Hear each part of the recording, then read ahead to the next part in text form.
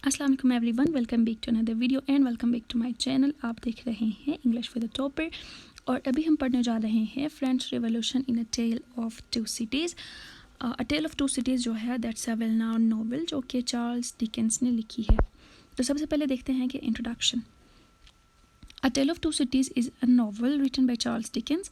It's a historical fiction novel. मतलब ये एक ऐसी नॉवल है जो कि हिस्ट्री को शो करती है, हिस्टोरिकल है लेकिन साथ में फिक्शन भी है, मतलब रियलिटी नहीं है फिर भी वो हिस्ट्री के साथ कनेक्टेड है। ये किस तरह से है ये आपको आगे पता लग जाएगा। और ये नॉवल पब्लिश हुई थी नवंबर 1859 में और इसके जो मैन कैरेक्टर्स हैं they are Charles Darnay, Sydney Carton, Madame Defarge, Alexandre Manette, Lucie Manette और इस तरह आगे आगे भी कैरेक्टर्स हैं, but I mentioned only a few of characters. और फिर इस नॉवल के लिए इंस्पिरेशन चार्ल्स डिकेंस को कहाँ से मिली थी? द फ्रोज़न डीप, इस प्ले से मिली थी। द फ्रोज़न डीप जो है एक ऐसी प्ले है जो कि लिखी है विल्की कॉलिंस ने और फिर ये जो है ना अ टेल ऑफ टू सिटीज़ के लिए एक इंस्पिरेशन थी, मतलब इस प्ले से इंस्पायर होकर चार्ल्स डिकेंस ने अ टेल ऑफ टू सिटीज़ जो नॉवल है वो लिखी थी। अच्छा, तो हम पढ़ रहे हैं French revolution in a tell of to cities. तो इसके लिए हमने सबसे पहले पढ़ लिया कि a tell of to Cities क्या है, एक ब्रीफ सा इंट्रोडक्शन हमने कर लिया। लेकिन इस नॉवल के अंदर हम फ्रेंच रिवॉल्यूशन को जब ढूंढने की कोशिश करें तो उसके लिए हमें पहले जो है ना फ्रेंच रिवॉल्यूशन के बारे में भी पता होना चाहिए, so that it will be easy for us for the complete analysis. The French Revolution was a watershed event in world history that began in 1789 and ended in the late 1790s with the ascent of Napoleon Bonaparte. French revolution जो है वो एक world history के अंदर बहुत मशहूर revolution है जो कि 1789 में शुरू हुई थी और 1790s मतलब लेट 1790s में जो ना ये एंड हो गई थी। और इसमें जो मेन किरदार था वो था नेपोलियन बोनापार्ट का।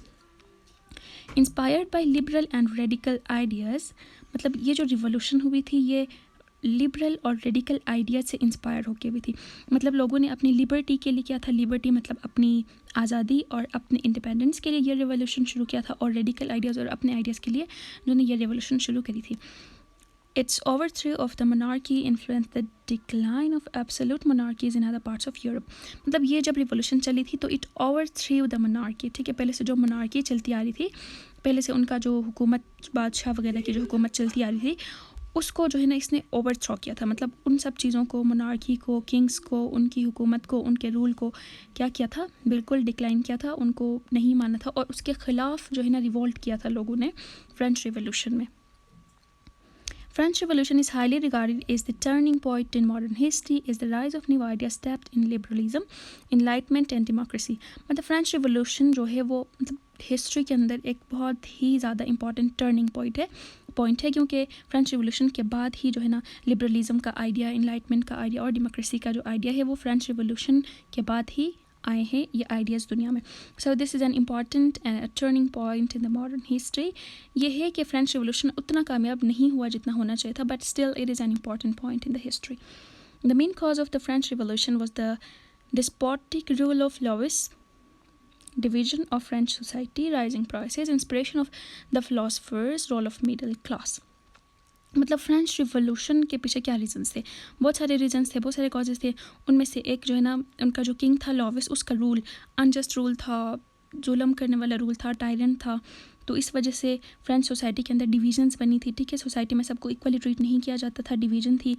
तो ये भी एक रीज़न थी कि जिसकी वजह से फ्रेंच रिवॉल्यूशन हो गई। राइजिंग प्राइसेस, मतलब प्राइसेस बढ़ते जा रहे थे, टैक्सेस, हर चीज़ पे टैक्स, हर जगह पे टैक्स, हर मतलब इवन छोटी सी जगह पे, छोटी सी चीज़ पे भी टैक्स लगता था। तो this all things caused French Revolution and inspiration of the philosophers, role of middle class का रोल, ये सारी चीज़ें मतलब these are you know the certain causes and the certain reasons जिनकी वजह से फ्रेंच रिवॉल्यूशन हिस्ट्री के अंदर हो गया। अब बात करते हैं कि French revolution in a tell of to Cities. As I told you कि a tell of to Cities जो है that's a historical novel which means that it depicts history, ठीक है। ये हिस्ट्री को शो करता है। अब हिस्ट्री के अंदर क्या चीज़ शो करता है? It shows the French revolution. मतलब ऐसा नहीं है कि रियलिटी में ही जो है ना चार्ल्स डिकेंस ने फ्रेंच रिवॉल्यूशन को मतलब बिल्कुल उसी तरह डिपिक्ट किया, सारी उसके अंदर जितने भी सीन्स हैं, जितनी भी बातें हैं वो सारी रियल हों, ऐसा नहीं है। इट्स फिक्शनल लेकिन it's historical because it has a kind of connection with the history. Contrasting cities of Paris and London, तो अ टेल ऑफ टू सिटीज़ में मतलब नाम से ही जाहिर होता है कि a tell of to cities मतलब दो सिटीज़ की कहानी। तो यहाँ पर जो है ना दो सिटीज़ को कंपेयर कराया गया है, उनकी कहानियों को कंपेयर किया गया है, कंट्रास्ट किया गया है और वो सिटीज़ हैं पेरिस एंड लंदन। क्योंकि पेरिस जो है वो फ्रांस का कैपिटल है, उसी तरह लंदन इंग्लैंड में। तो फिर revolution starts in France and France isn't so distant from England. अच्छा, तो ये जो फ्रेंच रिवोल्यूशन थी वो फ्रांस में स्टार्ट हुई थी और फिर फ्रांस इंग्लैंड से ज़्यादा दूर नहीं है, तो ये रिवोल्यूशन जो है टाइम के साथ साथ बढ़ती गई थी और इंग्लैंड में भी आ गई थी। Dickens cautions his readers and this warning is lectured not to the British lower class but to the royalty. मतलब डिकन्स ने अपने नावल के अंदर जो क्रिटिसिज्म की है या फिर जिस चीज़ को जाहिर करने की कोशिश की है वो ब्रिटिश लोअर क्लास नहीं है बल्कि रॉयल्टी है। मतलब रॉयल्टी, ठीक है, जब फ्रेंच रिवोल्यूशन से पहले जो लोग थे रॉयल्टी में, जो रूलिंग क्लास थी वो, और फ्रेंच रिवोल्यूशन के बाद जो रूलिंग क्लास थी वो, तो उस पर क्रिटिसाइज़ करने की काइंड ऑफ कोशिश करी है चार्ल्स डिकन्स ने in his novel a tell of Two Cities. He frequently uses the allegory of sowing and reaping by declaring if the aristocracy continues to plant the seeds of a revolt through acting unfairly, they can be sure of reaping that revolution in time, and because of this reason he gives long comparison of two nations at the commencement of the book। मतलब यहाँ पे जो है ना Charles Dickens ने sowing और reaping, sowing मतलब बीज बोना और रीपिंग मतलब उस बीज से जो कुछ भी उगता है उसको काटना, ठीक है। तो यहाँ पे जो है ना चार्ल्स डिकन्स ने ये एलेजरी यूज़ की है, ठीक है, सोविंग और रीपिंग, और वो इस बात को सिम्बलाइज़ करती है, इस बात को शो करती है कि अगर एरिस्टोक्रेसी ये करे कि टायरनी के, जुल्म के, अनफेयर के, इनजस्टिस के सीड बोए तो फिर क्या होगा, उन सीड्स का रिज़ल्ट उनको मिलेगा और फिर उनको उन सीड से जो रिज़ल्ट मिलेगा उसको रीप करना होगा, उसको मतलब उसको मज़ा चखना होगा, मतलब उनको जो है ना उसका रिज़ल्ट फेस करना ही होगा हर हाल में। इसीलिए जो है ना उसने नावल के स्टार्टिंग में जब नावल शुरू होता है तो वहाँ पे जो है ना दो नेशंस की, दो जगहों की, दो सिटीज़ की बहुत अच्छी तरह से कंपैरिजन की है। और मतलब बुक में कंपैरिजन किस तरह से की है, बुक शुरू किस तरह से होती है, ये देखते हैं। नावल इन लाइन्स के साथ स्टार्ट होती है कि it was the best of times, it was the worst of times, it was the age of wisdom, it was the age of foolishness, it was the epic of belief, it was the epic of incredulity, it was the season of light, it was the season of darkness, it was the spring of hope, it was the winter of despair. We had everything before us, we had nothing before us, we were all going direct to heaven, we were all going direct the other way. In short, the period was so far like the present period that some of its noisiest authorities insisted on its being received for good or for evil in the superlative degree of comparison only. तो इन lines के साथ novel start होती है। तो यहाँ पे हम देखते हैं कि यहाँ पर जो है ना दो चीज़ों की, दो जगहों की, दो कंडीशंस की और दो सिचुएशंस की कंपैरिजन है, ठीक है। हर लाइन में बेस्ट ऑफ टाइम्स कहा, फिर वर्स्ट ऑफ टाइम्स कहा, विजडम का एज कहा, फुलिशनेस का एज कहा, बिलीव्स का कहा, इनक्रेडिलिटी कहा, फिर लाइट, फिर darkness, spring of hope, winter of despair. तो यहाँ पर जो है ना एक कंपैरिजन है, ठीक है, दो जगहों की, दो टाइम्स की। और वो दो सिटीज़ कौन सी है जिनकी कंपेरिजन हुई है, Paris and London. The novel opens in 1775 with a comparison of England and pre-revolutionary France. Novel जो है वो स्टार्ट होती है 1775 में और यहाँ पे जो है ना शुरू में एक कंपैरिजन है इंग्लैंड की और प्री रिवोल्यूशनरी फ्रांस, मतलब रिवोल्यूशन से पहले जो फ्रांस था उस टाइम की कंपैरिजन है कि कौन से रिवोल्यूशन से पहले, definitely the French revolution. alludes to his own time। फिर यहाँ पे जो है ना जो राइटर हैं चार्ल्स डिकन्स वो इन दोनों जगहों की कंपैरिजन के साथ साथ आखिर में अपने टाइम का बताते हैं, ठीक है। द पीरियड वो so for like the present period, मतलब उन दोनों की कंपैरिजन के साथ साथ अपने टाइम का भी बताते हैं कि वो टाइम भी जो है ना प्रेजेंट टाइम की तरह ही था, बिल्कुल जो जिस तरह आज होता है वहाँ पे भी उसी तरह का था। That some of its noisiest authorities insisted on its being received for good or for evil। ये जो है ना नावल की लाइन्स हैं जो कि इससे पहले की स्लाइड में मैंने लिख दी थी और बता दी थी। Depicts both countries are rife with poverty, injustice and violence due to irresponsibility of the ruling elite। फिर यहाँ पर जो ना हमें ये चीज़ देखने को मिलती है कि दोनों ही कंट्रीज़ में पॉवर्टी है, इनजस्टिस है, वायलेंस है, और ये सारी किन चीज़ों की वजह से है, किस चीज़ की वजह से, इररिस्पॉन्सिबिलिटी ऑफ द रूलिंग एलिट, मतलब उनके ऊपर जो लोग रूल करते हैं, उनकी जो हुकूमत है उसकी इररिस्पॉन्सिबिलिटी की वजह से पॉवर्टी, इनजस्टिस और वायलेंस, ये सारी चीज़ें दोनों ही सिटीज़ में हैं। As the novel unfolds, however, England becomes a safe haven for those escaping the violence perpetrated by French Revolution।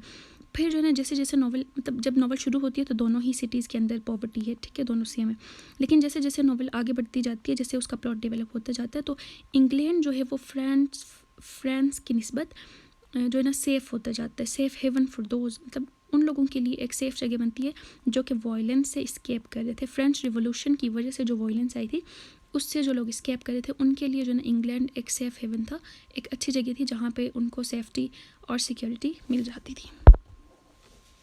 Dickens shows how the tyranny of the French aristocracy, high taxes, unjust laws, and a complete indifference toward the well-being of the poor fed a rage among the commoners that eventually erupted in revolution. तो Charles Dickens ने हमें novel के अंदर ये बताने की कोशिश करी कि फ्रेंच एरिस्टोक्रेसी, ठीक है, फ्रांस के अंदर जो एरिस्टोक्रेसी थी, जो एलीट क्लास, जो रूलिंग क्लास और उनके जो हुक्मरान थे, उनकी टायरनी यानी कि उनका जुल्म जो था, उनके हाई टैक्सेस, मतलब ज़्यादा टैक्सेस लेना, अनजस्ट लॉज, ऐसे कवानीन जो कि अनजस्ट हैं, इक्वल नहीं है, और जो पुअर हैं, जो गरीब हैं, उनके लिए हेल्प नहीं करना या उनको काइंड ऑफ इग्नोर करना, इन सब चीज़ों की वजह से क्या हो गया कि जो कॉमनर्स थे, मतलब जो कॉमन मैन थे, जो वी कैन से कि लोअर क्लास या फिर मिडिल क्लास के जो नॉर्मल लोगों थे, उनके अंदर इन सब चीज़ों की वजह से इतनी चेंजिंग आ गई, इतनी मतलब उनके अंदर एक आग लग गई कि पूरा एक नया रिवोल्यूशन आ गया फ्रांस के अंदर। Dickens suggests that French revolutionaries begin to abuse their power just as much as the nobility did. फिर ये कि फ्रेंच रिवॉल्यूशन जब आया था तो वो इसलिए आया था कि उनके जो रूलर्स थे वो अनजस्ट थे, ठीक है, वो हाई टैक्सेस लेते थे, टायरेंट थे, जुल्म करते थे, जो पुअर लोग हैं या जो लोअर क्लास के लोग हैं उनका ख्याल नहीं करते थे। लेकिन जब फ्रेंच रिवॉल्यूशनरीज आ गए हुकूमत पे, मतलब वो लोग जिन्होंने फ्रेंच रिवॉल्यूशन शुरू की थी, वो खुद जब हुकूमत पे आ गए, उन्होंने खुद जब रूल करना शुरू किया तो उन्होंने कोई चेंजिंग नहीं लाई। जाके फिर वही हुआ कि वो भी उसी तरह के काम करने लग गए जिस तरह से उनके नॉबल्स करते थे, ठीक है, जिस तरह पहले हुकूमत करने वाले करते थे, उनके साथ भी यही हुआ कि फिर से वो टायरेंट बन गए, मतलब वो जिस चीज़ के ख़िलाफ़ उठ खड़े हो गए थे वहीं खुद से भी करने लग गए बाद में। French revolution was widely praise for its stated ideals of liberty, equality and fraternity. तो फ्रेंच रिवॉल्यूशन जो था उसका ये लेबल था, ठीक है, कि लिबर्टी, इक्वालिटी एंड फ्रेटर्निटी, मतलब वो इस रेवोल्यूशन के ज़रिए लिबर्टी लाना चाहते थे, लोगों के अंदर आज़ादी पैदा करना चाहते थे, इक्वालिटी, जस्टिस और पुअर का ख्याल करना, ये सारी चीज़ें लाने की कोशिश कर रहे थे। ये जो है ना फ्रेंच रिवोल्यूशन का स्लोगन था, उनका लेबल था और उनके आइडियाज़ थे। लेकिन ये जो ना पॉसिबल नहीं था, क्योंकि जब ये लोग खुद रूलिंग क्लास में आ गए तो इन्होंने भी वहीं काम करना शुरू कर दिया। There was not kind of इतना ज़्यादा चेंज नहीं था। Dickens takes a more pessimistic view by showing how the revolutionaries use oppression and violence to safety their own selfish and bloodthirsty desires. यानी कि जो रिवोल्यूशनरीज थे, रिवोल्यूशनरी से मुराद वो लोग जो फ्रेंच रिवोल्यूशन के अंदर एक्टिव थे, ठीक है, वो लोग जिन्होंने रिवोल्यूशन शुरू करी थी। तो रिवोल्यूशनरीज जो थे वो जो है ना वो कितने सेल्फिश थे, मतलब वो इतने सेल्फिश और इतने ब्लड थर्स्टी, मतलब इतने खून के प्यासे थे कि उन्होंने जो नोबल क्लास थे उनके सब लोगों को मारा, कत्ल किया, ठीक है, उनके हर तरह के रिलेटिव को, चाहे वो दूर का रिलेटिव हो, करीब का हो, चाहे उसने कोई जुल्म किया हो ना किया हो, चाहे उसको हुकूमत मिली हो ना मिली हो, मतलब नोबल क्लास के जितने भी थे उन सब के ख़िलाफ़ गए, उन सबको कत्ल किया, मतलब there was a bloodshed, ठीक है, वो ब्लड थर्स्टी थे। तो ये भी हमें बताने की कोशिश की है कि जो रिवोल्यूशनरीज थे वो जो है ना इतने अपने सेल्फिशनेस और इतने ब्लड थर्स्टी थे कि उन्होंने ये सब कर लिया। We see deep distinction between rich and the poor. तो इस नॉवल के अंदर जो ना रिच और पुअर के दरमियान बहुत डिस्टिंक्शन मिलता है, बहुत डिफरेंस मिलता है, जो कि फ्रेंच रिवोल्यूशन के टाइम भी था। While one needs 4 servants to make his hot chocolate every morning, others are on their hands and knees in the street to lick up drops of spilled wine and are left with nothing but onions to eat and are forced to starve. मतलब rich और poor के अंदर इतनी distinction है, इतना difference है कि जो रिच हैं, जो एलिट क्लास के लोग हैं, उनको हर सुबह अपनी हॉट चॉकलेट तैयार करने के लिए भी 4 सर्वेंट्स की ज़रूरत होती है। लेकिन जो पुअर हैं वो इतने पुअर हैं, इतने हेल्पलेस हैं कि वो जो है ना स्ट्रीट्स पे जो वाइन गिरा हुआ होता है, ठीक है, जो शराब स्ट्रीट्स पे गिरा हुआ होता है, उसके ड्रॉप्स को लिक करने के लिए भी मतलब वो इस हद तक भी जा सकते हैं, इतने पुअर हैं। और फिर उनके पास खाने का कुछ नहीं है बट अनियंस, ठीक है, अनियंस तो उनके पास और कुछ नहीं है सिवाय अनियंस के, and they are force to starve, मतलब उनके पास उनके कंडीशंस इस तरह के हैं कि वो स्टार्व करते हैं, वो भूखे रहते हैं। तो ये जो है ना इतनी ज़्यादा डिस्टिंक्शन थी, इतनी ज़्यादा डिफरेंस थी पुअर और रिच में, कि एक को अपनी चॉकलेट तैयार करने के लिए भी 4 सर्वेंट्स की ज़रूरत थी, और एक इधर जो है ना रोड पे जो वाइन गिरा था उसको भी लिक अप करने के लिए तैयार था। तो यहाँ पे जो हंगर का कंसेप्ट लिया है नॉवल के अंदर, hunger is both the literal hunger for food, ठीक है। हंगर यहाँ पे 2 सेंसेस में आता है, 2 सेंसेस को सिम्बलाइज करता है इस नॉवल के अंदर हंगर। एक हंगर तो लिटरल हंगर फॉर फूड, ठीक है, कि उनके पास खाने को इतना ज़्यादा नहीं था, they were left with onions to eat. तो ये जो है ना एक लिटरल मीनिंग को शो करता है कि उनके पास खाने को सच्ची में कुछ भी नहीं था। तो the French peasants were starving, they poverty, ठीक है, उनके पास उनके अंदर गुर्बत थी, उनके पास खाने को कुछ नहीं था। और इसकी एक मेटाफोरिकल मीनिंग भी है इस हंगर की, और metaphorical hunger for political freedom. और वो जो पुअर लोग थे जिन पे जुल्म होता था, जिनको उनके राइट्स नहीं मिलते थे, उनमें एक हंगर जो है वो पॉलिटिकल फ्रीडम का भी था। एक हंगर तो खाने पीने का था और दूसरा हंगर पॉलिटिकल फ्रीडम का था, यानी कि वो पॉलिटिकली उनको फ्रीडम नहीं मिली थी, तो वो जो है ना पॉलिटिकल फ्रीडम के लिए भी भूखे थे। मतलब वो चाहते थे कि उनको पॉलिटिकल फ्रीडम मिले, उनको उनके राइट्स मिले, उनको उनकी कंट्री में जो लॉ है, जो कानून है वो जस्ट हो, ठीक है, उसमें कोई नाइंसाफ़ी वगैरह ना हो। तो इन दोनों चीज़ों के लिए हंगरी थे वो लोग, एक खाने के लिए और एक पॉलिटिकल फ्रीडम के लिए। The classist formation of new French Republic becomes another form of class violence, ठीक है।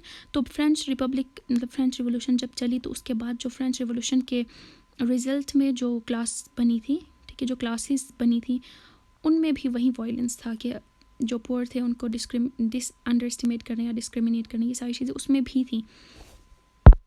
मतलब काइंड ऑफ इतना ज़्यादा पॉजिटिव चेंज नहीं था जितना इसका स्लोगन था, या फिर जितना लोगों ने सोच के इस रेवोल्यूशन को शुरू किया था। Dickens suggests that whoever is in power, nobles or commoners, will use their power in cruel ways and forget the reason that brought them to this position. Dickens के नावल से हमें ये पता लगता है कि डिकन्स ने ये बात समझाने की कोशिश की है कि चाहे पुअर हो, चाहे कॉमनर हो, चाहे नोबल हो, मतलब चाहे आम बंदा हो या फिर चाहे कोई एलीट क्लास का बंदा हो, चाहे नोबल हो या चाहे पुअर हो, जिस तरह का भी बंदा हो, जब वो पावर में आ जाता है तो वो क्या करता है, पावर को मिसयूज़ करता है, गलत तरीके से यूज़ करता है, और वो इस बात को भूल जाता है कि उसके पावर में आने का रीज़न क्या था। जिस तरह रिवोल्यूशनरीज़ वो पावर में आने का उनका रीज़न ये था, उनका मकसद ये था कि वो जो है ना इंसाफ फैलाएँ, पुअर के लिए अच्छा काम करें, ये सारा।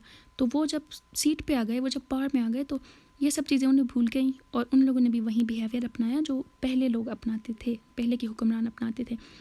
Righteous just seeking people turn out to be bloody murderers, यानी कि पहले जो राइटियस जो दिखते हैं, जस्टिस सीकिंग, ऐसे लोग जो खुद को सही कहते हैं या फिर जो जस्टिस को सीख करते हैं, जो है ना इंसाफ फैलाने की कोशिश करते हैं, वो जब पावर में आते हैं तो they turn out to be bloody murderers, यानी कि बाद में ये पता लगता है कि वो असल में ब्लडी मर्डरर्स हैं, ठीक है, ब्लडी कातिल हैं। जिस तरह से रिवोल्यूशनरीज़ ने नोबल क्लास के सभी लोगों को कत्ल किया था, उसी तरह जब राइटियस लोग पावर में आते हैं तो वो भी ब्लडी मर्डरर्स बन जाते हैं। In a tell of to cities the French revolution is a prime mover of plot, ठीक है, फ्रेंच रिवोल्यूशन जो है वो एक प्राइम मूवर ऑफ प्लॉट है। मतलब फ्रेंच रिवोल्यूशन ही वो चीज़ है जो कि प्लॉट को बनाती है, प्लॉट को डेवलप करती है। इसी रिवोल्यूशन पे प्लॉट बेस करता है और इसी रिवोल्यूशन के गिर्द प्लॉट घूमता है। Charles Dickens relied on massive history of the French revolution written by his friend Thomas Carlyle. तो चार्ल्स डिकन्स ने जो अपनी लिखी है novel a tell of to cities, तो वो जो है ना इसके फ्रेंड के उससे भी आइडिया इसके फ्रेंड ने भी लिखा था, तो वहाँ से भी इसने आइडिया ले लिया। Many incidents in the novel are based on real life occurrences describe by Carlyle जो है उसने जो है ना फ्रेंच रिवोल्यूशन की हिस्ट्री लिखी थी।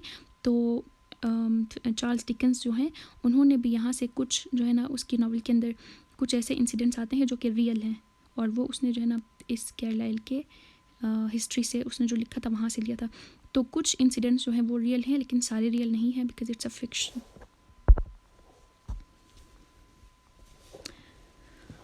The guillotine machine designed to behead its victims is one of enduring symbols of the French Revolution, ठीक है। फ्रेंच रिवोल्यूशन के अंदर का एक सबसे बड़ा और सबसे इम्पॉर्टेंट सिंबल जो है वो गिलेटिन जो मशीन है उसका, ठीक है। मशीन यहाँ पे जो पहली पिक्चर है वो इस मशीन की है। मतलब ये मशीन इसलिए यूज़ होता था ताकि विक्टिम्स को बिहेड किया जाए, मतलब उनका सर कलम कराया जाए, उनका सर उनके तन से जुदा किया जाए। तो यहाँ पर जो उनको रख के उनको लिटा के उनका सर उनके जिस्म से जुदा किया जाता था। तो ये जो है ना फ्रेंच रिवॉल्यूशन का एक सिंबल है, और इस सिंबल को चार्ल्स डिकेंस ने अपने नॉवल के अंदर भी यूज़ किया है, कि उसके नॉवल के अंदर के भी कुछ इंसिडेंट्स में जो है ना ये जो गिलेटिन जो मशीन है वो यूज़ हो रही होती है। The Bastille and guillotine are the only historical facts in the novel. Novel के अंदर ये दोनों चीज़ें, ये दोनों सिंबल्स यूज़ हुए हैं जो कि फ्रेंच रिवॉल्यूशन को शो करती हैं। और जो दूसरी चीज़ है यहाँ पे बिल्डिंग टाइम की जो नज़र आ रही है, द बेस्टिल, ठीक है, ये जो है ना एक प्रिजन था कि जहाँ पे विक्टिम्स को रखा जाता था और उन पर जुल्म किया जाता था। तो ये दोनों चीज़ें फ्रेंच रिवॉल्यूशन को सिंबलाइज करती हैं। That's all. तो this was the French revolution in the novel a tell of to cities. I hope आप लोगों को समझ आ गया होगा। Don't forget to like, share, subscribe and comment. अल्लाह हाफिज़।